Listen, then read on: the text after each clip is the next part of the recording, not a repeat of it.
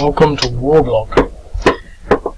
Today we're going to look at the recapture of Afabet, which is an odd one because they don't actually recapture Afabet. There's no real name for this. Yeah, I haven't done this. It's basically taken from a Times newspaper article, 1st of June 88. Rebels claim to repulse offensive by Ethiopians. So that's the article. There's Afabet there, and they attempt to take it, but they repulse it, and they note that they hold these places, whatever they are, which are sort of the main places, but they're sort of pushed back. I don't know how it's going to work. It's sort of interesting. Let me just maybe go back to this one, because this was an interesting one. I enjoyed doing this, but it looks a bit odd. So this is the actual Battle of Afabet, and this is slightly earlier. So this is when the whoever these people are, the Eritrean Peoples Liberation Front, take Afabet. So that's sort of what they do, and this is in the early part of 88. And then of course the once they've taken it, and there's Afabet there, so that other game was sort of about that big. So we're on a much different scale here, obviously. So it's sort of slightly after that when they try to take it back, and you know, the key thing here is sort of like I got it from the newspaper, and I'm not sort of keen, but I am keen to sort of try and explore these sorts of angles, because battles like this and wars like this and periods like this are just sort of, they're not particularly well documented. Not like the Vietnam War, where you've got the Vietnam Almanac and, you know, all the Western wars. You know, there was a lot of secrecy because the Ethiopian government was certainly not saying anything. The Eritrean Peoples Liberation Front probably didn't have significant record keeping, and so a lot of it is sort of, you know, really just based on small parts of the big picture. And essentially that's, in its own right, it's quite interesting, because that's how history is built up. You know, we live in a digital age where a lot of knowledge is sort of, you know, well kept, but sometimes it isn't. And in, you know, when archaeologists look at things, they have only small samples from which they have to defer larger, greater wholes. And this is a similar thing. I mean, there is no de facto absolute sort of compendium of what happened in the Eritrean Civil War. You know, it doesn't exist. Now, there's probably a lot more information than I've found, especially in Ethiopia and things like that. So I'm not saying it's sort of ancient history, which would be, you know, a little clearer, but to some extent, within the confines of, you know, the scope of this sort of small site, and, you know, my ability to research just by using Google and Wikipedia, etc., and, you know, the Times newspaper, obviously, in this case, and, you know, other small sources, it makes for interesting research. You know, it brings in the concept and the idea of research into the game, which I do enjoy. I mean, for example, I've got a book. I don't think I've got it here, and I think it's about, well, to be quite honest, it's called My Brother Against My Brother, or something like that, or Me Against My Brother, or something. And I don't think it's about this war. I think it might be about South Sudan, but it's a very similar area, and it's sort of got some. It's basically a book of reference to the war, and so you can get little books like that. For example, if you Google the Eritrean War, you probably find something. I think there's Unfinished Business. I think that's one, and that's one that I've got. And it's quite a good book, and it's written by a reporter that was reporting during the war. And again, it's got there's no sort of, oh, this was a battle, and, you know, if you go to Wikipedia and you sort of look at the battle of something, it will give you a very clear order of battle, timescales when it started, you know, objectives, results. But you know, in unfinished business, I think that's the title of the book, just working from memory. It's really just passing anecdotes about, you know, how where he was at what times, and what he was hearing and what he was being told and what he was seeing. You know, he would talk about being taken to the front and seeing lots of bodies on the front lines and things like that. And you know how he was being sort of shown what was favourable to the Ethiopian government. You know, rows and rows and trenches full of dead Eritreans, etc., etc. But you know, even that you can sort of pin, or you can push all the pieces together to come up with a larger story. So he might say, I didn't actually action anything from that book, but he spoke about basically, you know, his time in a certain part of the country when the Eritrean Peoples Liberation Forces or whatever were coming through the mountains, and you know, the Ethiopian government was saying everything's okay, and the first any of the people ever knew anything more than it was okay was when the artillery was coming down on the city. And that might actually even be here, Asmara, you know, the fall of Asmara or something like that, or further south. You know, so you can read things like that, and then basically, I mean, if you have access to sort of online newspapers, and to be quite honest, I've focused mainly on UK papers because I've got access to them, but even just now I'm thinking obviously Western papers, but there's probably quite a lot of digital archives for US sources like the Washington Post. I have no idea why I'm thinking Washington Post, but papers of a similar caliber to the Times newspaper, which might be online, will have, you know, the same sort of international reporting standards that the Times sort of has, that might have other angles on, you know, other stories, US reporters in this area and their coverage. So anyway, it's all a bit like that, but obviously we've got on top of that the actual game. Now obviously there's a front line like that, and we've got to take Eritrea. Now at this moment I don't really know whose favour it's in. I've given the Ethiopians slightly more, but they have armour, so I've given them a sort of what I would almost consider to be a battle force here, but you've got another sort of force here, and a sort of central reserve here, of which you could do what you want with. So you might want to actually push with these, or you might want to create a front line. Now what I'm thinking immediately is to somehow use this and to drive up through this desert and to sort of go that way. You know, it would seem better to sort of take this desert route through, and it struck me as being interesting because it looks quite an artificial line, but it does sort of stop in the hills, because once you get into the hills it's much tougher fighting, and you could almost imagine this being a sort of, not so much a no man's land, but a very difficult terrain, doesn't really need a lot of defence, but this is, you know, needs to be defended. So I haven't really thought it through fully, because, you know, when you look at the numbers, you know, a stack is a stack. I mean, you know, there could be 5 million units in there and only 10 in there. So, you know, this could be a really big force. So we've got 1, 2, 3, 4, 5 units there. So there's 8 in total there. We've got 1, 2, 3, 4, 5, 6, 7, 8. We've got 8 there, so we've got the same there, and that looks bigger, but they're the same. So we've got that, we've got these people, which is presuming 7, 1, 2, 3, 4, 5, 6, 7, and here, so we've only got 5, but it's all armour, and then there, 1, 2, 3, 4, 5, 6, so that's 11 units as a battle group, so it's not much bigger than these. We've got these definite sort of areas here. We've got these 4 main battle groups with these sort of units presumably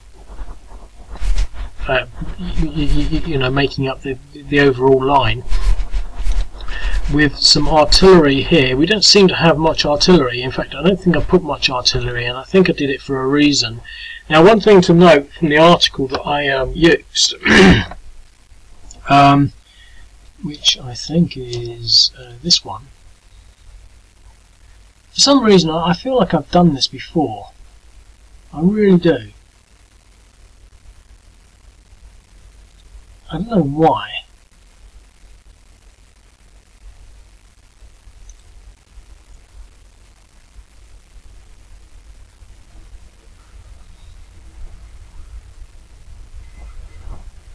So I haven't. I hate that. I hate the way it always starts. So I haven't done this before. I just feel like I've done it before. I feel like I've referenced that before. Sort of sense of deja vu. But anyway, so the reason I didn't put much artillery in is it says that one of the reasons the Ethiopians failed is because the Eritrean Peoples Liberation Front were very hardcore, experienced veterans, and the Ethiopian army were basically using very poorly trained troops, often children and young people with no experience, and just pushing them to the front. And so I haven't really sort of reflected that in the numbers. I was going to actually go through and change this and put them all as 2-2s, and that's an interesting thing to just make a note of, because I have done some background work and I've now got the spreadsheet capability, so I could do that all in one hit. I could download the spreadsheet. All I'd have to do is upload one of the 2-2 counters, so I've got a reference for the 2-2 counter, and then I could take all these infantry units and swap them all to 2-2s instead of 3-3s. If I wanted to sort of maybe make more of an emphasis of that difference in them being sort of child soldiers, maybe it'd be better to put these up to a 4-4, because to be quite honest, 2-2s is pretty weak. I haven't made a decision really on that, and I might just leave it, but that was an observation. And when that sort of thing happens, you know, I don't have quality or, you know, greenness or all these other things. I just reflect it in the overall numbers on the counter to make it simple. But I also do that again by reflecting the numbers. So, you know, they might have had twice as much, but here we really don't have twice as much. We have a little bit more. So that's something to bear in mind. So I'm going to really just sort of yeah, no, I'm just sort of recording. I think what I'm going to do is, as a sort of inferred earlier, and one minute. Yeah, so I'm going to push this way. So again, we've got a central line. There's got obviously 2, 2, 2, 1, and quite a lot. Now, I don't know why there's one in there and quite a lot in there. It's probably me, but I don't think I can get there in one go to actually really make a punch on that, but I could do. So, how much has he got in there? He's got 4 units, so it's still quite tough.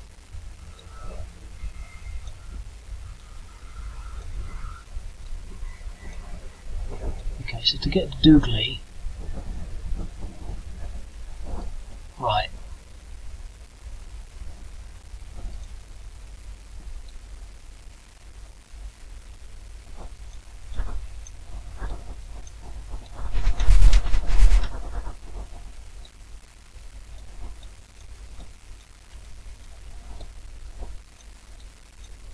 So I'm going to try and punch through this line and break it.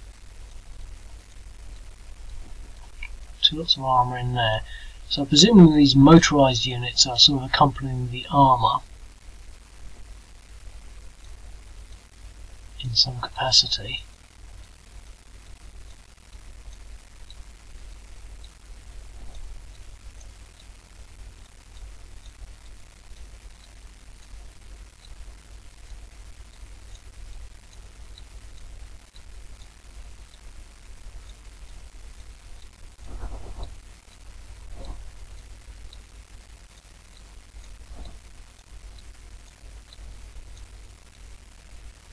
Right, so we've got quite a lot in there, 11 against 1.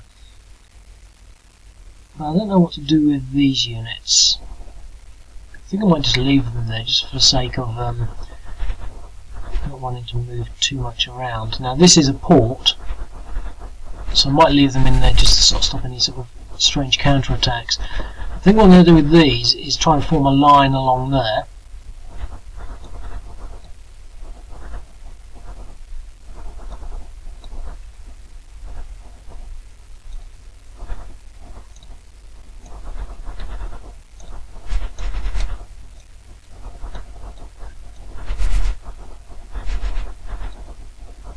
will do for that, I think.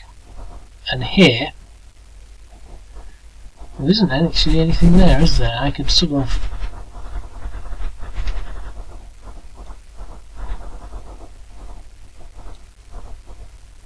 try and push that way.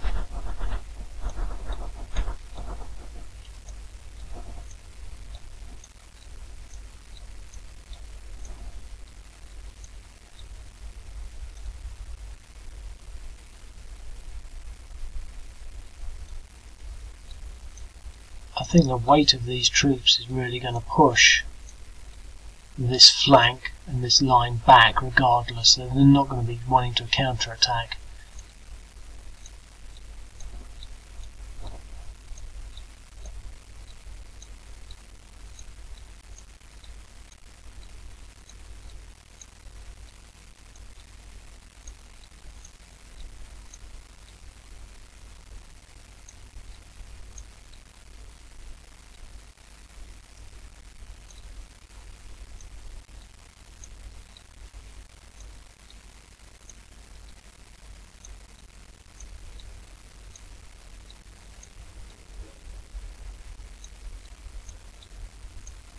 I really shouldn't leave Asmara empty.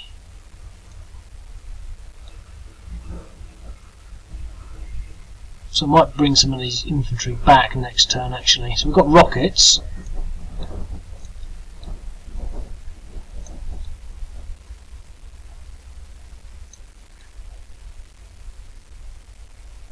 Now they've got slightly heightened movement, which is nice. Let's move these guys over there.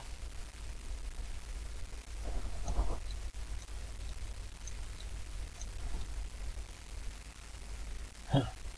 That's their movement. I didn't realise that was going to happen. Okay. So, I think what I want to do first is just attack this. I'm not going to use my artillery against it, my rockets, because I think I should be able to just get straight through here. And if I can't, then there's probably something wrong. Okay, that pushed him back.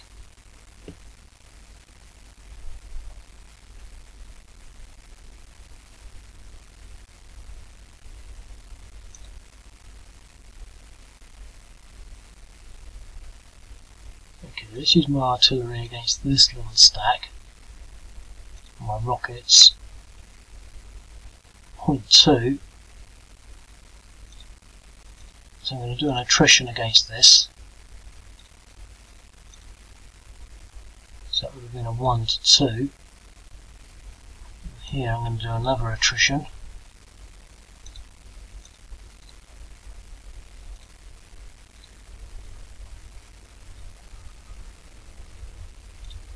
Damage 1, that was nice. So that's pretty much everything. I mean, I can still possibly move some of this, but I don't want to. Okay, so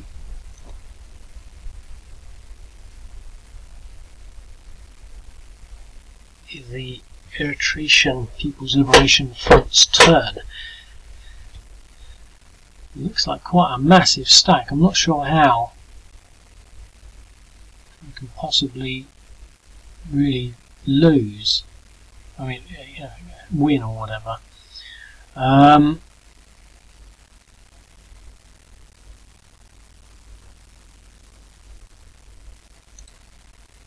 We've got mechanised infantry, a little bit of rockets and artillery, so we've got the same amount each.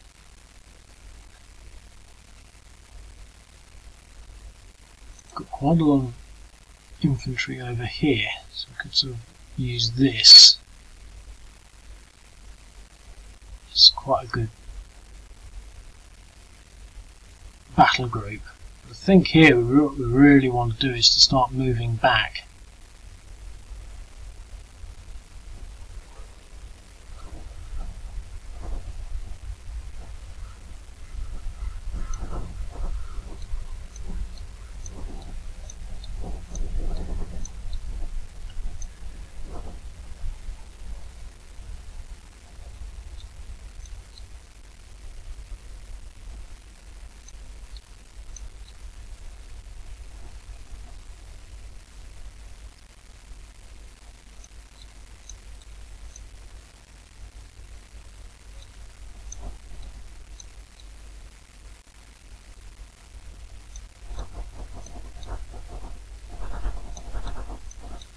Got some tanks that can move down to the front line there. I just want to sort of, I mean, that would be a lot easier to hold these three, this little hex, these, in fact, these 4 lines, 1, 2, 3, 4, there's 4 defensive lines there. I mean, this one is a 3, that was a 4, that's a 3, that's a 3. So we've got 1, 2, 3, 4, 5 defensive lines to some extent.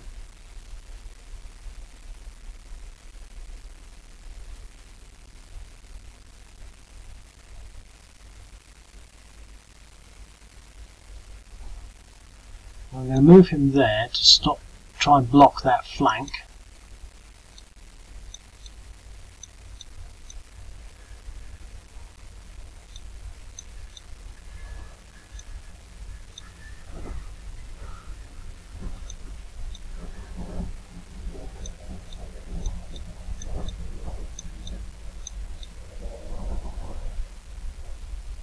Okay. What do I want to do with this? I think I'm going to try and push this over to this side.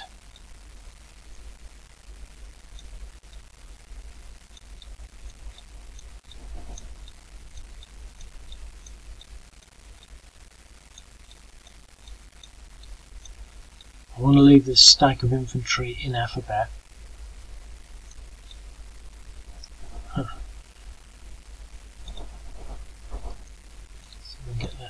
Artillery out of that stack, so he's on 2.1, 1.2,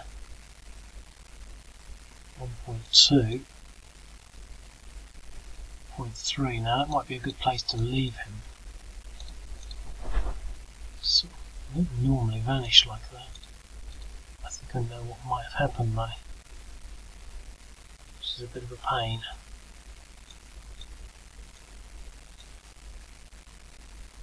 Okay, he's got 0.05, which means he's still got some movement. So they should be in a position to actually fire on something. I think we're going to try and fire over here. Let's see what range we've got. Rocket range. Okay.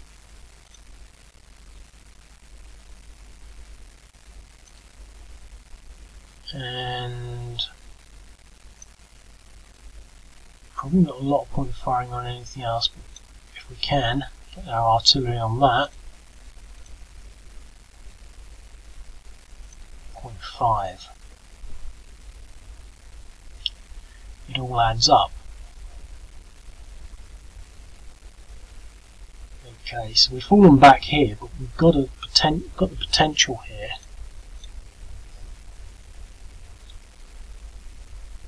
But they're going to be worth 9, 27, so we're going to have to do a sort of like an attrition. I reckon this will be a 1 to 2. I'm just guessing wildly though. 1 to 1. Well, we did 2 damage on him, so that's pretty good. So he's on 2, 2.1, 3. That's good. So these 2 units are sort of spare.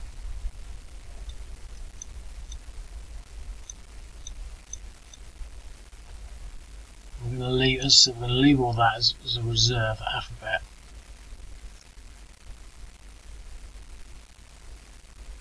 Just to see how this goes, and maybe even see how this goes. We've got a weak central front there.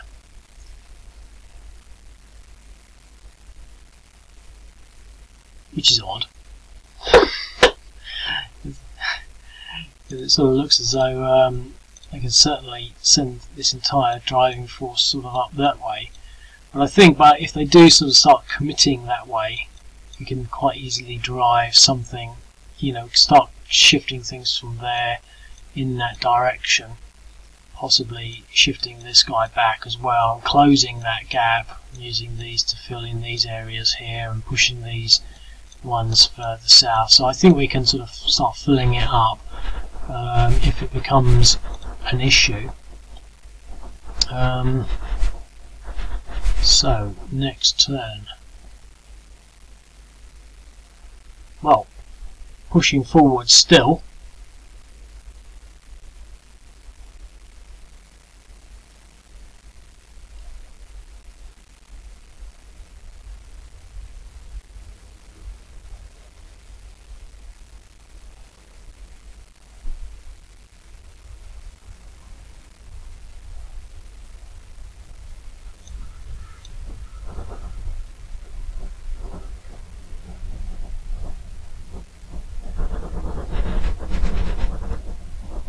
Leave that as it is for the moment. That's a sort of almost a static stalemate there now. I'll come back to this in a bit. Can we do something here? We really want to sort of try and hammer that.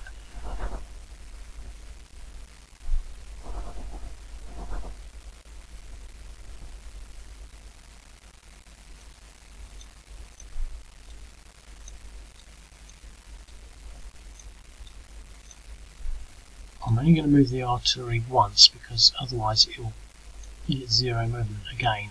Can we attack that? We can get it with our rockets, so let's go for it. 0.4, 1.6, 1.4. And let's put the artillery onto this.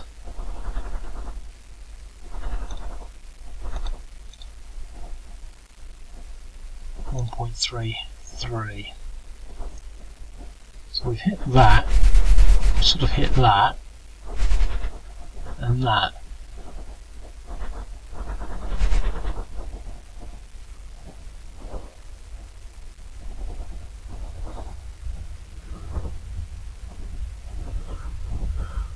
Okay.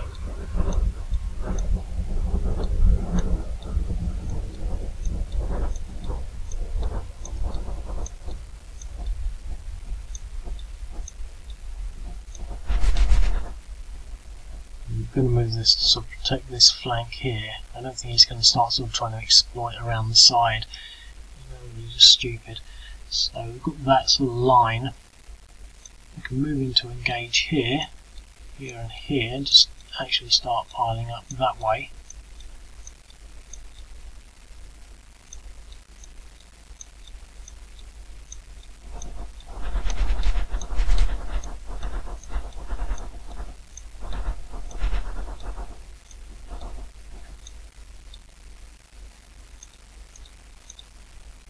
Yeah, if you look at this, it goes there, there. When I put it into that stack, it disappears. And I sort of know why that is, because I've got this new spreadsheet that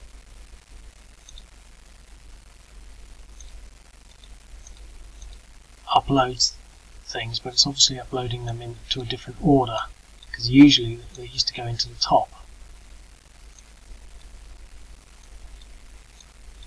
So I can see getting quite frustrating after a while.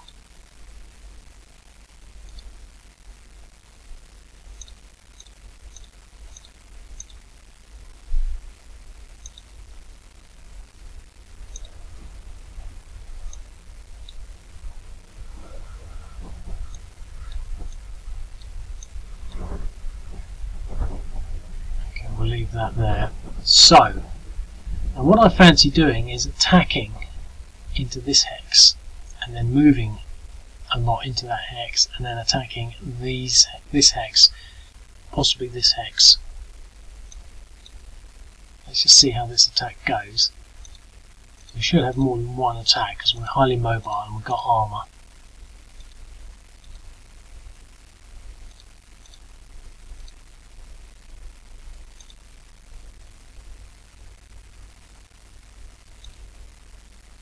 So we push those units back to there and there.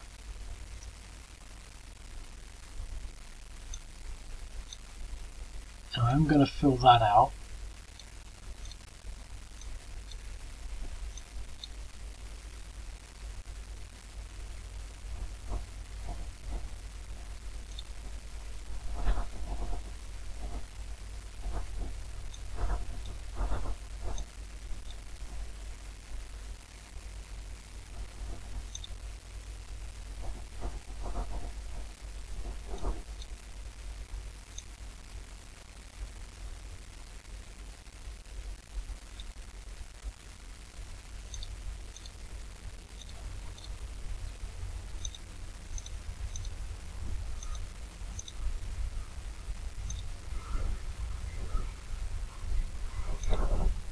So we push those back again. We don't really have enough movement there. And we don't have enough movement to do any more attacks.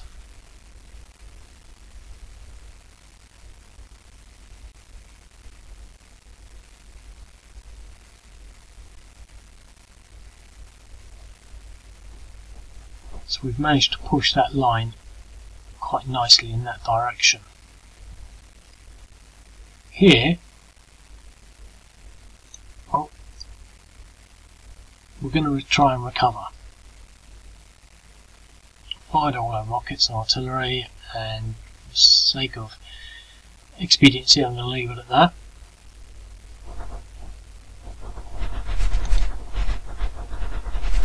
Possibly just do one more turn.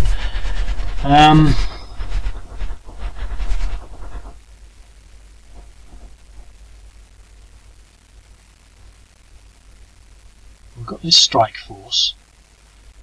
We could possibly come in here and try and hit this motorised section.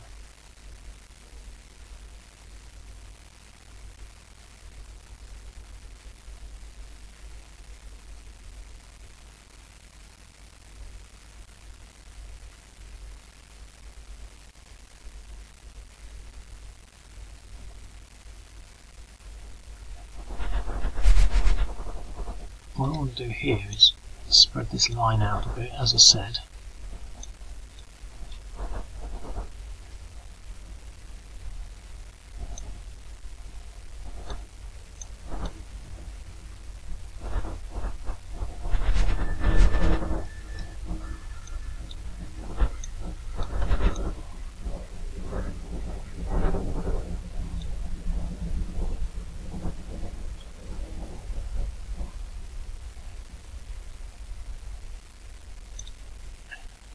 Rockets and artillery there.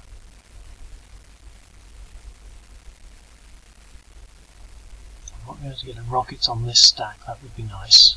Yes. 0.821. If we move the artillery to these hills, I might be able to get them on as well. Yes. 2.5, 1.2, 1.8, 1.6, that's solid. 3.3, 3.2, 1.8, 2.6, 0. Okay.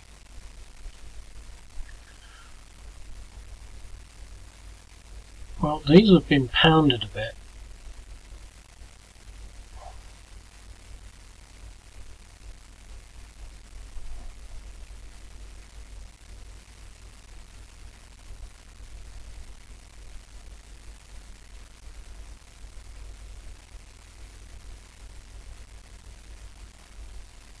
I'm just trying to decide whether we can try and attack this stack. It's mainly armour, but we've got armour.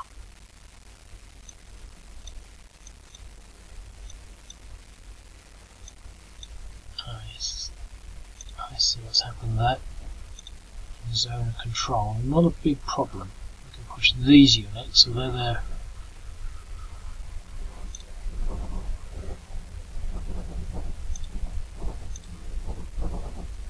He's not depressed. It's a bit of a sacrifice, but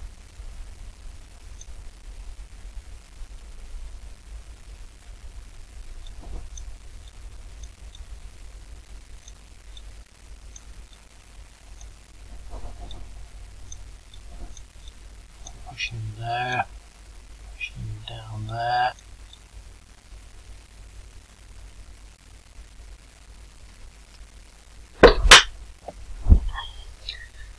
Okay. Well, we do want to get these into the fray, so this is a big battle, so we should really push them.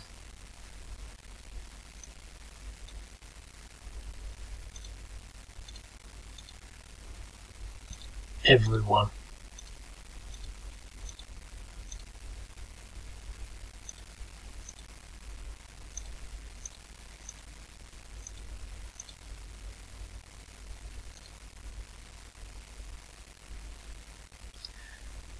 Or 3-1 and a DR.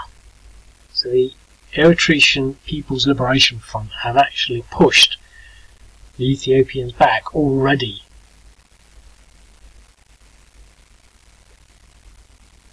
Which is interesting.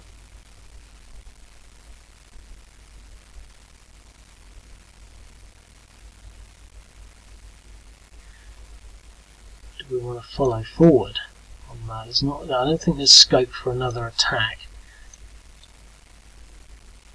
Possibly on that, because all of those will be able to attack that.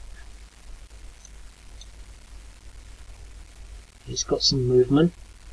He doesn't really.